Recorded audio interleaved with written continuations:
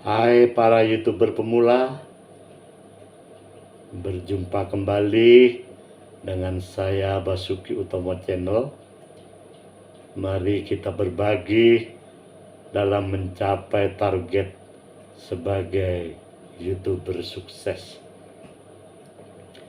Awalnya, saya hanya berpikir untuk mengisi waktu luang dengan mencoba membuat video dan mengumpulkan video lama untuk dimasukkan ke channel YouTube.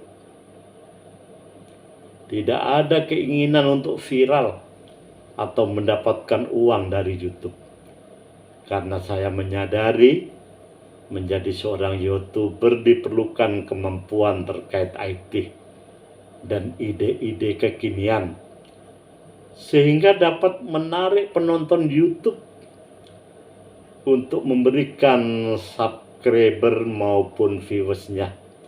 Dan itu tidak mudah. Kita perlu riset, belajar membuat konten yang menarik sehingga diminati banyak penonton. Tentunya mereka akan memberikan subscribe dan viewersnya kepada kita dengan senang hati. Juga yang lebih penting, tampilan YouTube kita harus semenarik mungkin. Kontennya juga bermanfaat bagi para penonton kita.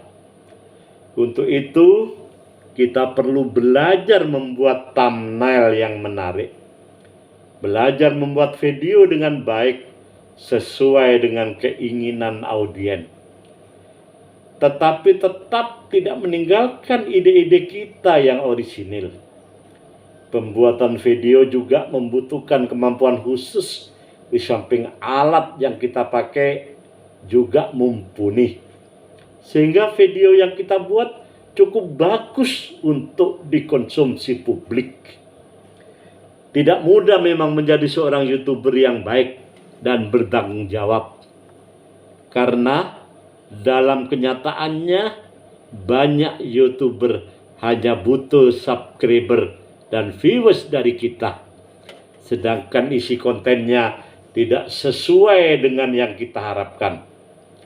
Mereka membodohi kita dengan membuat judul terkait YouTuber pemula, bagaimana mendapatkan subscriber dan viewers dengan aman dan gratis, atau juga dengan mudah tanpa ribet.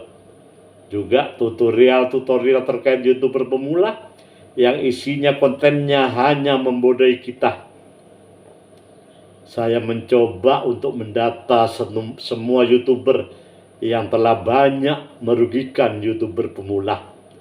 Mereka hanya butuh subscriber dan viewers dari kita, sekalipun pada kenyataannya mereka tidak memberikan apa yang kita butuhkan sebagai YouTuber pemula. Banyak dari kita sebagai YouTuber pemula yang tertipu. Buktinya apa? Hanya dengan membuat konten abal-abal, mereka banyak mendapatkan subscriber dan viewers dari kita. Sebagai pemula, kita juga harus belajar banyak dari dunia medsos. Tidak hanya di dunia nyata para penipu berkeliaran, mereka juga bergentayangan di dunia medsos. Dan tanpa malu-malu mereka terang-terangan menipu kita dengan memberikan panduan atau tutorial yang akan menjerumuskan kita. Memang ada YouTuber yang baik, yang pantas diikuti panduan dan tutorialnya, tetapi kita harus pandai-pandai memilih dan memilah. Jangan kesusu subscriber maupun viewers, karena kemungkinan kita dimanfaatkan oleh mereka sangat besar. Mereka untung, tetapi kita juga tidak buntung, tapi ada rasa kesal setelah mengetahui bahwa kita telah dibodohi oleh mereka dengan memberikan panduan tutorial yang akan menjerumuskan kita suatu saat kelak. Pada awalnya saya sangat tertarik dengan dunia YouTuber. Tentunya banyak juga yang kita dapatkan dari YouTube, meskipun banyak juga yang sekedar abal-abal. tinggal kembali kepada kita untuk menyaring itu semua bagi kepentingan kita. Apa mungkin mereka dengan sadar membuat konten yang pada akhirnya membuat kita gondok? Karena antara judul dan isi sangat berbeda. Dengan cara-cara seperti ini, para YouTuber mendapatkan banyak uang. Tapi setelah kita pelajari dengan seksama, mereka banyak menipu YouTuber pemula. Dan lucunya, mereka merasa telah menjadi guru yang baik bagi YouTuber pemula. Tidak ada kalimat yang lebih baik untuk mereka selain "Go to hell, wahai YouTuber penipu." Tapi perlu kita sadari bahwa YouTuber yang baik juga banyak. Dengan terbuka mereka memberikan petunjuk bagi kita untuk menjadi YouTuber yang baik. Kontennya layak diperhitungkan. Tidak perlu sempurna. Yang penting kita mencoba memberikan yang terbaik kepada audiens kita dan memberikan tontonan dan informasi yang berguna bagi mereka. Saya mohon pada teman-teman YouTuber dalam memberikan panduan atau tutorial kepada YouTuber pemula, berikan pengalaman Anda yang sudah Anda lakukan, baik itu berupa kegagalan maupun kesuksesan. Anda tidak akan rugi karena Anda akan mendapatkan subscriber dan viewers dari kami dengan sukarela. Jangan pelit berbagi karena kebaikan juga akan kembali kepada Anda. Dapat dikatakan keseharian kebanyakan orang saat ini tak bisa lepas dari YouTube. Aplikasi streaming yang bisa diakses di berbagai media, mulai dari handphone, laptop, PC, hingga smart TV.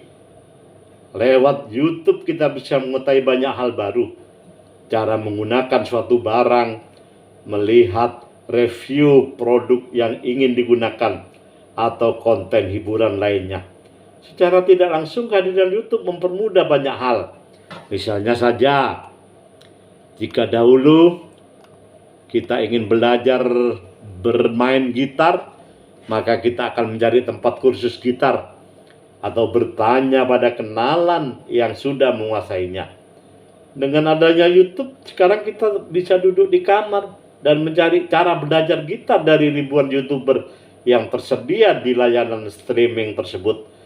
Bahkan kita bisa menjadi YouTuber pemula dengan modal HP loh. Perlu saudara ketahui bahwa terhitung pada Januari 2022 jumlah pengguna YouTube di Indonesia bahkan mencapai angka 25 juta. Dengan semakin berkembangnya YouTube, tentu saja jumlah kreator konten yang ada juga mengalami lonjakan. Selain menuai popularitas menjadi YouTuber juga bisa mendatangkan penghasilan. Biasanya lewat AdSense dan endorsement. Penghasilan YouTuber yang sukses pun tidak main-main. Kita bisa lihat Mak Eli, Ria Ricis, Atta Halilintar, Baem Wong, dan masih banyak lagi. Kita bisa mengintip berapa penghasilan fantastis para YouTuber sukses. Kini menjadi seorang YouTuber sudah menjadi cita-cita anak muda hingga dewasa. Terlebih dengan teknologi yang semakin maju, peralatan yang dibutuhkan tidak terlalu menyusahkan. Kita hanya perlu menyiapkan sebuah handphone untuk bisa menjadi YouTuber. Lewat perangkat smartphone ini, kita bisa membuat berbagai konten dan kemudian diunggah ke dalam YouTube. Tentu saja sebelumnya kita harus memiliki beberapa hal di bawah ini. Yang pertama, kita lakukan adalah mencari tahu apa yang paling kita kuasai. Tentu saja hal ini kita sendiri yang paling mengerti. Apakah keahlian seputar hobi, edukasi, atau lainnya. Kita juga bisa menanyakan kepada orang terdekat yang paling mengenal kita. Yang jelas, Tidak ada keahlian yang sepele, apapun itu, karena saya percaya setiap keahlian punya peminatnya masing-masing. Jadi, sudahkah kita menemukan keahlian kita? Jika sudah menemukan hal yang paling dikuasai, selanjutnya sajikan hal tersebut ke dalam konten yang menarik. Caranya, pertama, cari dan pelajari konten dari YouTuber lainnya yang memiliki keahlian yang sama dengan kita. Setelah mengetahui cara mereka menyampaikan dan mengetahui tanggapan dari audiens, pikirkan hal yang belum dibuat oleh mereka dengan tetap melihat respon audiens sebagai pegangan, karena dari situlah kita bisa mengetahui interest para audiens. Bahkan konten yang serius seperti konten pelajaran atau edukasi lainnya bisa memiliki banyak penggemar jika penyajiannya pun dikemas secara menarik. Yang perlu dicatat, menarik di sini bukan berarti harus serba wah dalam pembuatannya. Namun bisa juga kamu menangkap sudut pandang yang belum pernah dirasakan sebelumnya. Selain itu, pastikan kita mengambil video dengan pencahayaan yang cukup bagus atau menggunakan lampu tambahan agar hasil video memiliki pencahayaan yang baik. Yang berikutnya bersifat teknis, namun sangat penting perannya, yaitu editing. Bayangkan kamu menonton sebuah video yang hanya menampilkan orang berbicara tanpa editing apapun selama 10 menit saja. Pasti kamu akan merasa bosan menyimak video tersebut. Terlepas apa yang disampaikan dalam video tersebut sangat penting. Itulah sebabnya jangan sia-siakan konten yang menarik dengan editing seadanya. Ada banyak aplikasi editing yang bisa kita dapatkan secara cuma-cuma atau juga berbayar dengan penambahan fitur-fitur lainnya. Salah satu hal yang penting untuk dibuat adalah bumper video atau pembukaan untuk setiap videomu, penggabungan atau split antara mode pembicara serta hal yang ingin diperlihatkan, dan super atau tulisan di video yang berguna untuk meng-highlight hal yang kita utarakan. Jangan lupa untuk menggunakan musik dan sound effect yang menarik guna memberikan dinamika pada video. Menentukan target penonton butuh analisis yang cukup mendalam. Yang pertama termasuk faktor demografi penonton, baik dari usia, gender, pekerjaan, edukasi, status, dan lain-lainnya.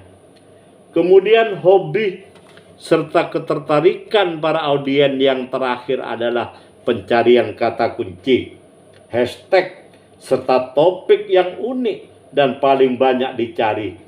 Dengan menentukan hal-hal tersebut, kita bisa dengan mudah membuat konten yang relevan dengan target audiens yang ingin kita dapatkan. Last but not least, hal ini butuh konsistensi dalam pembuatan konten YouTube agar channel kita terus berkembang. Jangan khawatir jika mendapatkan viewers di awal pembuatan channelmu. Sangat sedikit, karena semua orang akan mengalaminya. Dengan membuat konten konsisten, audiens bisa tertarik untuk mengikuti channel YouTube kita. Karena saat mereka tertarik pada sebuah konten, maka akan mencari tahu kreator konten tersebut untuk mencari konten lainnya. Jika melihat konten yang diunggah secara asal-asalan, tentu saja ketertarikan mereka akan berkurang. Demikian penjelasan terkait cara menjadi YouTuber pemula modal HP yang wajib kita ketahui. Nah, buat kamu para kreator konten yang ingin mengetahui seluk-beluk YouTube dan lainnya, mari bergabung dan belajar bersama. Semoga bermanfaat. Wassalam.